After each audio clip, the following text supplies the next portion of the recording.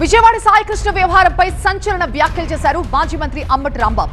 Saikrishna episode మొత్తం కూడా హోంమంత్రి, డీజీపీ, విజయవాడ పోలీస్ కమిషనర్ కి తెలిసే జరిగింది అంటున్నారు.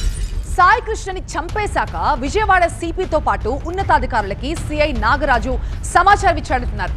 ఆ తర్వాత హోంమంత్రి, డీజీపీ, కమిషనర్ కలిసి ఆధారాలు మాయం చేశారని ఆరోపించారు. అందరూ కలిసి సాయికృష్ణని బూడిద చేసే పని చేశారంటూ సంచలన ఆరోపణలు చేశారు అంబటి. రేపు 29వ తారీఖున కోర్టులో హాజరుపరచాలి కదా హెబియస్ కార్పస్ పిటిషన్లో. 15వ తారీఖున ఏం చెప్పారో అదే చెప్తారు.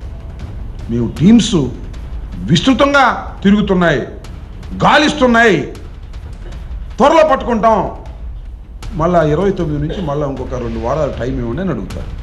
అంతకన్నా దేర్ ఇస్ నో ఆప్షన్. బతికి లేడు. అది ప్రపంచానికి తెలుసు, పోలీసులకు తెలుసు, మీకు తెలుసు, నాకు తెలుసు. కోర్టు వారి ముందు మాత్రం ఒక తెరగట్టి ఎతుకుతున్నాం అనేటువంటి పద్ధతుల్లో మాట్లాడతారు.